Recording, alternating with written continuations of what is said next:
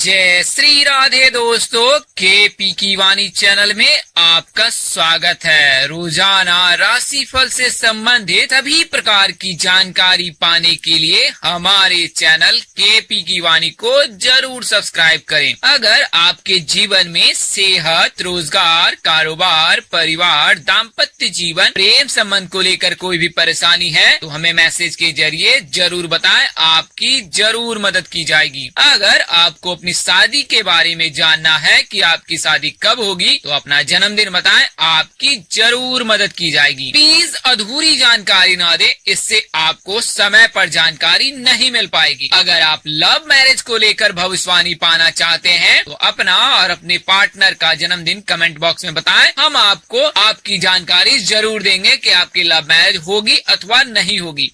यह जानकारी आपको मूलांक के हिसाब से दी जाएगी। इसके अलावा शादी से संबंधित जानकारी आपको जन्म तिथि के हिसाब से दी जाएगी। कुंडली के अनुसार से इसमें मामूली बदलाव हो सकता है। अगर जवाब देने में देरी होती है तो आप निराश और हताश बिल्कुल ना हो, क्योंकि आपको जवाब जरूर दिया जाएगा। दोस्तों, आपको बताना चाहूंगा कि अगर आपकी कुंडली बनी हुई है तो आप केपी की वाणी से संपर्क कर कुंडली दिखवा सकते हैं। हम आपको आपकी जानकारी जरूर देंगे कि आपकी शादी कब होगी। अगर कुंडली में ग्रह दशा अंकित हो तब, अन्यथा आपको कुंडली बनानी पड़ सकती है। खासकर शादी से संबंधित जानकारी के लिए आपको विशेष कुंडली बनवानी पड़ती है। इसमें आपको शादी से संबंधित सभी जानकारी प्राप्त हो जाती है कि आपकी शादी कब होगी, कहाँ होगी, कैसे होगी, किससे होगी, किस नाम से हो सकती है, किस राशि से करनी चाहिए, आपके जीवन साथी का रंग, रूप, स्वरूप, स्वभाव, आपका स्वभाव कैसा होगा, उनका कैरियर, आपका कैरियर कैसा होगा। अगर आप लव मैरिज करना चाहते हैं या चाहती हैं तो माता पिता की सहमति मिलेगी अथवा नहीं मिलेगी, इन तमाम तरह की जानकारी आपको कुंडली बनाकर दी जाएगी। इसके लिए आप 8521835670 इस नंबर पर व्हाट्सएप मैसेज कर सकते हैं या आप कॉल कर सकते हैं। नंबर एक बार और दोहरा देता हूँ, 8521835670। इसके अलावा आप संचार के सभी माध्यमों से केपी की वाणी से जुड़ सकते हैं। दोस्तों, आपको यह भी बताना चाहूंगा कि अगर आपकी शादी तय हो चुकी है तो अपनी कुंडली मिलान अवश्य करा लें। शास्त्रों में ऐसा बताया गया है कि भकुर दोष, नारी दोष और मांगलिक प्रभाव में शादी नहीं करनी चाहिए जातकों की। तो अगर आपकी शादी तय हो चुकी है तो अपने नजदीक के किसी प्रकांड पंडित और ज्योतिष से सलाह लेकर कुंडली मिलान अवश्य करा लें और यह जानकारी प्राप्त कर लें कि आप और आपका जीवन साथी नारी दोष से मुक्त है अथवा भकुर दोष से मुक्त है। कई ज्योतिष भकुर दोष और नारी दोष में कुछ वैदिक उपाय बताते हैं जिन्हें करने से नारी दोष और भकुर दोष का प्रभाव कम होता है। हालांकि पूरी तरह से यह खत्म नहीं होता है। तो ऐसे में जातकों को सलाह दी जाती है कि नारी दोष और भकुर दोष में शादी नहीं करनी चाहिए। आप केपी की वाणी से भी संपर्क कर अपनी कुंडली मिलान करवा सकते हैं। मामूली शुल्क पर हम आपको कुंडली मिलान कर पूरी जानकारी देंगे कि आपकी शादी हो सकती है और कितने गुण मिल रहे हैं, वैवाहिक जीवन आप दोनों का कैसा रहेगा। तो आगे बढ़ने से पहले आपको बता दूं कि शादी से संबंधित जो जानकारी होती है वह ज्योतिष शास्त्र में निहित है। कई ज्योतिष इसे बताते नहीं है, पर शादी के समय बहुत बातों का ध्यान रखना पड़ता है। शास्त्रों में यह बताया गया है कि इन नियमों के पालन करने से कन्या या वर दोनों ही सौभाग्यवती जीवन जीता है। तो अगर आपको यह जानकारी प्राप्त नहीं है तो आइए बारी बारी से जानते हैं। जैसा कि आप सबको पता है कि ज्योतिष शास्त्र में विवाह कर्म कांड का पूरा सार बताया गया है। उन्हीं सारों में से कुछ चुनिंदा चीजों को आपके सामने प्रस्तुत कर रहा हूँ ताकि आपको अपनी कन्या या लड़के की शादी में कोई दिक्कत ना हो। तो आइए बारी बारी से जान लेते हैं। तो दो कन्या का विवाह एक समय कभी नहीं करना चाहिए। कई बार ऐसा देखा जाता है कि दो लड़कियों की शादी एक ही बार कर दी जाती है, किंतु शास्त्र में ऐसा निषेध है। एक कन्या की शादी के उपरांत दूसरी कन्या की शादी हो सकती है, परंतु एक साथ शादी नहीं करनी चाहिए। शास्त्रों में यह भी निहित है कि एक समय में दो शुभ कर्म करना उचित नहीं होता है। इसके लिए कभी भी दो शादी एक बार में नहीं करनी चाहिए। कन्या के विवाह के अनंतर पुत्र का विवाह हो सकता है, लेकिन पुत्र विवाह के अनंतर पुत्री का विवाह 6 महीने तक नहीं करनी चाहिए। यानी कि इसे आप आसान शब्दों में ऐसे समझ सकते हैं कि अगर लड़की की शादी हुई है तो आप लड़के की शादी कर सकते हैं, लेकिन अगर लड़के की शादी होगी तो 6 महीने तक अपनी लड़की की शादी बिल्कुल ही ना करें। 1 वर्ष में सहोदर भाई अथवा बहनों का विवाह शुभ नहीं होता, यानी कि एक ही साल में 2 बेटियों की शादी या 2 बेटे की शादी नहीं करनी चाहिए। शास्त्रों में ऐसा वर्जित है।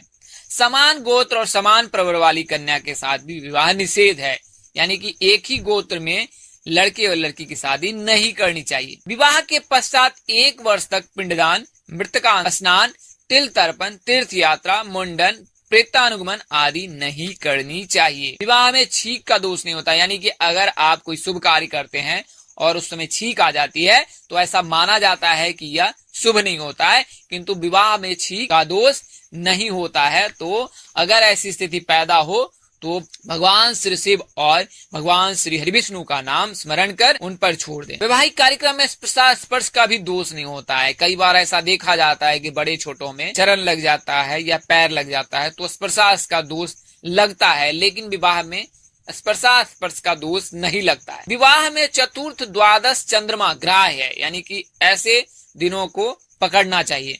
विवाह में षष्ठ, अष्टमी, दशमी तथा शुक्ल पक्ष की प्रतिपदा, रिक्ता आदि तिथि निषेध है। इसके अलावा चतुर्दशी और नवमी भी निषेध है, यानी कि षष्ठी, अष्टमी, दशमी प्रतिपदा शुक्ल पक्ष की और चतुर्दशी, नवमी, इन दिनों में शादी नहीं करनी चाहिए, चाहे विवाह मुहूर्त कितना भी शुभ क्यों नहीं हो। कन्या कैसी होनी चाहिए? तो कन्या अधिक अंग वाली नहीं होनी चाहिए, ज्यादा बोलने वाली भी नहीं होनी चाहिए और ना ही वह रोगनी होनी चाहिए। विवाह में सपिंड, विचार, गोत्र आदि का विचार करना चाहिए। स्त्रियों के लिए गुरुबल और पुरुषों के लिए रवि बल देख लेना चाहिए। किस महीने में शादी करनी चाहिए? तो माघ, फागुन, वैशाख, अगहन, जेठ, आषाढ़ इन महीनों में शादी करने से कन्या सौभाग्यवती होती है। नक्षत्र की बात करें तो रोहिणी, उत्तरा, रेवती, मूल, स्वाति, मृगशिरा, मघा, अनुराधा, हस्त ये नक्षत्र विवाह में शुभ माने जाते हैं। इन नक्षत्रों में शादी करनी चाहिए। विवाह में सौर मास ग्रहण करना चाहिए। सौर मासो विवाद हो यज्ञादो सावन स्मृता अब्दिके प्रत्यकारे च चांद्रो मास से प्रशस्यता। बृहस्पति, शुक्र, बुध और सोम इन वारों में कन्या की शादी करने से कन्या सौभाग्यवती होती है, इसलिए हमेशा सोमवार, बुधवार, शुक्रवार और गुरुवार इन दिनों में ही लड़की की शादी करनी चाहिए। आइए अब आज के वीडियो पर नजर डालते हैं। शादी जीवन का सबसे महत्वपूर्ण संस्कार है। शादी का वास्तविक अर्थ है 2 आत्माओं का आत्मिक मिलन। एक हृदय चाहता है कि वो दूसरे हृदय से संपर्क स्थापित करें, आपस में दोनों का आत्मिक प्रेम हो और हृदय मधुर कल्पना से ओतप्रेत हो। जब दोनों एक सूत्र में बंध जाते हैं तो उसे ही समाज शादी का नाम देता है। शादी एक पवित्र रिश्ता है। सामान्यतः सभी लोगों की शादी तय समय पर हो जाती है। कुछ लोगों की जल्दी शादी हो जाती है तो कुछ लोगों की शादी में विलंब होता है। यदि किसी लड़के या लड़की की शादी नहीं हो पा रही है तो ऐसा संभव है कि उनकी कुंडली में कोई ग्रह बाधा है। लड़के या लड़की की शादी टलने से वे अत्यंत चिंतित हो जाते हैं। वैसे शादी में देरी होने का एक कारण बच्चों का मांगलिक होना भी होता है। इनके शादी के योग 27, 29, 31, 33, 35 व 37वें वर्ष में बनते हैं। जिन युवक युवतियों के शादी में विलंब हो जाता है तो उनके ग्रहों की दशा ज्ञात कर शादी के योग कब बनते हैं उन्हें जान सकते हैं। तो आइए आज के वीडियो में इसी विषय पर नजर डालते हैं। शादी के योग कब बनते हैं पहले यह जान लेते हैं कि अगर आप शादी के इच्छुक हैं और ऐसी कल्पना कर रहे हैं कि इस वर्ष आपकी शादी हो जाए तो इसके लिए कुंडली में निम्न संयोग बनना बहुत जरूरी है। आइए जानते हैं दोस्तों। जिस वर्ष शनि और गुरु दोनों सप्तम भाव या लग्न को देखते हो तो उस वर्ष शादी के योग बन जाते हैं। सप्तमेश की महादशा, अंतरदशा या शुक्र गुरु की महादशा, अंतरदशा में शादी के प्रबल योग बनते हैं। सप्तम भाव में स्थित ग्रह या सप्तमेश के साथ बैठे ग्रह की महादशा, अंतरदशा में भी शादी संभव है। युवाओं की कुंडली गुरु ग्रह से संबंधित होता है। अगर गुरु मजबूत हो तो शादी शीघ्र हो जाती है, अगर गुरु कमजोर हो तो शादी में देरी होती है।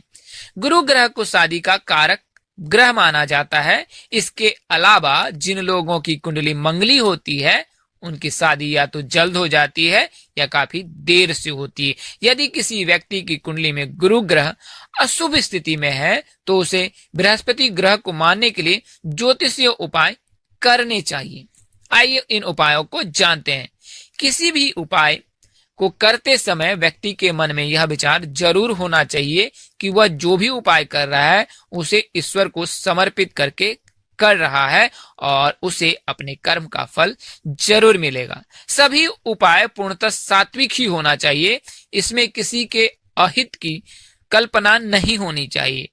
यानी कि अगर आप कोई उपाय करते हैं तो वो केवल आपको फल प्रदान करने वाला हो, इससे किसी अन्य व्यक्ति को कोई भी कुटार घात न हो।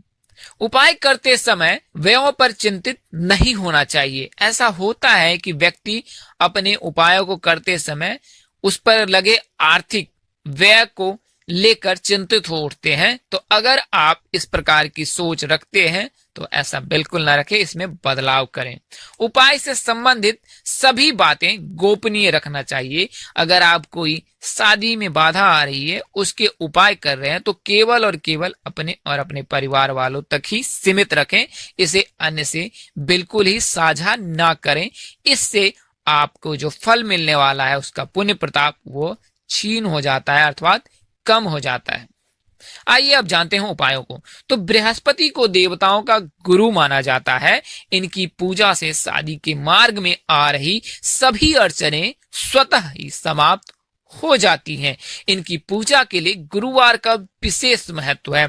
गुरुवार को बृहस्पति देव को प्रसन्न करने के लिए पीले रंग की वस्तुएं चढ़ानी चाहिए अथवा भेंट करनी चाहिए। पीले रंग की वस्तुएं जैसे हल्दी, पीला फल, पीले रंग का वस्त्र, पीले फूल, केला, चने की दाल आदि इस तरह की वस्तुएं गुरु ग्रह को चढ़ानी चाहिए। साथ ही शीघ्र शादी की इच्छा रखने वाले युवाओं को गुरुवार के दिन व्रत रखना चाहिए। खासकर अविवाहित लड़कियों को गुरुवार का व्रत जरूर ही करना चाहिए। खाने में पीले रंग का खाना ही खाएं, जैसे चने की दाल, पीले फल, केले आदि। इस दिन व्रत करने वाले को पीले रंग के वस्त्र ही पहनने चाहिए। हालांकि इस व्रत के कई कठोर नियम भी हैं, जैसे कि जब तक आप केले के जल में अर्घ न दें तब तक आपको मौन व्रत धारण करना रहता है। तो इस नियम को जरूर ही पालन करें। ओम ग्राम ग्रीम ग्रौम सह मंत्र का 5 माला प्रति गुरुवार के दिन जप करना चाहिए। गुरु ग्रह की पूजा के अतिरिक्त माँ पार्वती और शिव जी की पूजा अर्चना करना भी श्रेष्ठ कर माना जाता है। इनकी पूजा और भक्ति करने से शादी की मनोकामना यथाशीघ्र पूर्ण हो जाती हैं। इसके लिए प्रतिदिन शिवलिंग पर कच्चा दूध, बेलपत्र, अक्षत, कुमकुम आदि चढ़ाकर विधिवत पूजन करें। यदि किसी लड़के या लड़की की कुंडली में सूर्य की वजह से शादी में बाधा उत्पन्न हो रही है तो प्रतिदिन ब्रह्म मुहूर्त में सूर्य को जल चढ़ाएं और ओम सूर्याय नमः इस मंत्र का जाप करें। इससे आपकी शादी में आ रही बाधा दूर हो जाएगी। यह केवल उन जातकों के लिए है जिनकी कुंडली में सूर्य कमजोर होता है। कुंडली में मंगल के कारण शादी में विलंब होने पर चांदी का चौकोर टुकड़ा सदैव अपने पास रखें। इससे शादी में आ रही बाधा दूर हो जाती है। शादी प्रस्ताव के जाते समय थोड़ा गुड़ खाकर और पानी पीकर ही जाएं। तांबे का एक चौकोर टुकड़ा जमीन में दबा दें। इससे सूर्य की बाधा समाप्त हो जाती है। प्रति शनिवार को शिव जी को काले तिल चढ़ाएं। इससे शनि की बाधा समाप्त हो जाती है और शादी के योग बनने लगते हैं। शनिवार को बहते पानी में नारियल बहाएं। इससे राहु की बाधा दूर होती है। एक तरफ से सिकी हुई 8 मीठी रोटियां भूरे अथवा काले कुत्ते को खिलाएं। शनिवार को बहते पानी में नारियल बहाने से भी राहु की बाधा दूर होती है। शनिवार को काले कपड़े में साबुत उड़द, लोहा, काला तिल और साबुन बांधकर किसी गरीब अथवा ब्राह्मण को दान करें। यह श्रेष्ठ दान कहलाता है। काले घोड़े की नाल का छल्ला सीधे हाथ की मध्यमा उंगली में पहने। इससे भी शादी में आ रही बाधा दूर होती है। इसके अलावा कुछ उपाय हैं जो टोटके कहलाते हैं, उनको भी आप कर सकते हैं। शुक्ल पक्ष के पहले गुरुवार को 7 केले, 7 ग्राम गुड़ और 1 नारियल लेकर किसी नदी या सरोवर पर जाएं। अब कन्या को वस्त्र सहित नदी के जल में स्नान कराकर उसके ऊपर से जटा वाला नारियल उसार कर नदी में प्रवाहित कर दें। इसके बाद थोड़ा गुड़ व 1 केला चंद्रदेव के नाम पर व इतनी ही सामग्री सूर्य देव के नाम पर नदी के किनारे रखकर उन्हें प्रणाम कर लें। थोड़े से गुड़ को प्रसाद के रूप में कन्या स्वयं खाए और शेष सामग्री को गाय को खिला दे। इस टोटके से कन्या की शादी में आ रही बाधा दूर हो जाती है। कुम्हार अपने चाक को जिस डंडे से घुमाता है उसे किसी तरह किसी को बिना बताए प्राप्त कर लें। इसके बाद घर के किसी कोने को रंग रोगन कर साफ कर ले। इस स्थान पर उस डंडे को लहंगा, चुनरी और सुहाग के अन्य सामग्री से सजाकर दुल्हन का स्वरूप देकर एक कोने में खड़ा करके गुड़ और चावलों से इनकी पूजा करें। इस टोटके से लड़की की शादी में आ रही बाधा दूर हो जाती है। यदि 40 दिनों में इच्छा पूरी न हो तो यह प्रक्रिया दोहराएं। यदि कन्या की शादी में कोई रुकावट आ रही है तो पूजा वाले 5 नारियल लें, भगवान शिव की मूर्ति अथवा फोटो के आगे रखकर ओम श्रीम वर प्रदाय श्री नामः इस मंत्र का 5 माला जाप करें। फिर वो 5 नारियल शिव जी के मंदिर में चढ़ा दें। शादी की बाधाएं स्वतः समाप्त हो जाएंगी। प्रत्येक सोमवार को कन्या सुबह नहा धोकर शिवलिंग पर ओम सोमेश्वराय नमः का जाप करते हुए दूध मिले जल को चढ़ाएं और वही मंदिर में बैठकर रुद्राक्ष की माला से इसी मंत्र का 1 माला रोजाना जाप करें। शादी की संभावनाएं शीघ्र बनती नजर आएगी। प्रेम शादी में सफलता प्राप्ति हेतु आप इन टोटकों को अपना सकते हैं। शुक्ल पक्ष के गुरुवार से गुरु का व्रत शुरू करके विष्णु और लक्ष्मी माँ की मूर्ति अथवा फोटो के आगे ओम लक्ष्मी नारायण नमः मंत्र का रोज 3 माला जाप स्फटिक माला पर करें। इसे शुक्ल पक्ष के गुरुवार से ही शुरू करें। 3 महीने तक हर गुरुवार को मंदिर में प्रसाद चढ़ाएं और शादी की सफलता के लिए प्रार्थना करें। आपकी शादी शीघ्र हो जाएगी। इसके अलावा आप कुंडली के 7वें भाव से भी यह जान सकते हैं कि आपकी शादी कब होगी और कौन सी बाधा आ रही है। जैसा कि जाना जाता है 7वें भाव में शुभ ग्रह रहने पर शीघ्र शादी होती है और अशुभ ग्रह रहने पर शादी में देरी होती है, जबकि बुध, गुरु, शुक्र, रवि, चंद्र के रहने पर शादी शीघ्र हो जाती है। दोस्तों, इस वीडियो में बताई गई जानकारी ज्योतिष पंचांग मान्यता और धर्म ग्रंथों से दी गई है। हमारा उद्देश्य महज आपको सूचना पहुंचाना है। आप इसे सूचना हेतु ही लें। अगर इसके अतिरिक्त आप इनका उपयोग करते हैं, मानते हैं, अपनाते हैं अथवा तो इसके लिए आप अपने नजदीक के किसी ज्योतिष अथवा प्रकांड पंडित से जरूर संपर्क कर लें। इसके लिए आप केपी की वाणी से भी संपर्क कर सकते हैं। दोस्तों, ज्योतिष गणना के आधार पर आपको यह जानकारी दी गई है। इसमें बदलाव संभव है। यह बदलाव कुंडली देखकर हो सकती है। इस तरह की अन्य वीडियो देखने के लिए हमारे चैनल के डैशबोर्ड अथवा प्लेलिस्ट पर जाएं और अपनी राशि अनुसार वीडियो जरूर देखें। तो दोस्तों, आपको यह जानकारी कैसी लगी? लाइक, कमेंट और शेयर कर हमें जरूर बताएं। अगर आप मेरे चैनल पर नए हैं तो चैनल को सब्सक्राइब भी कर लें, साथ ही बेल आइकन को प्रेस करना ना भूलें। माता रानी की कृपा से आपके चेहरे पर हमेशा मुस्कान बनी रहे। आप सपरिवार स्वस्थ एवं सुखी रहें। आप सभी के प्यार और स्नेह के लिए आप सबको हृदय से धन्यवाद करता हूं। आप लोग इसी तरह हमारे साथ जुड़े रहें। इन्हीं शुभकामनाओं के साथ आपसे विदा लेता हूं कि जल्द एक नए वीडियो और एक नई जानकारी लेकर आपके समक्ष हाजिर रहूंगा। तब तक के लिए इस नाचीज दोस्त को इजाजत दे। आप जहां रहें मस्त रहें, स्वस्थ रहें, व्यस्त रहें। माता रानी की कृपा आप पर बनी रहे। आप परिवार कुशल मंगल रहें। जय श्री कृष्ण, जय श्री राधे, जय माता दी, जय वाहेगुरु।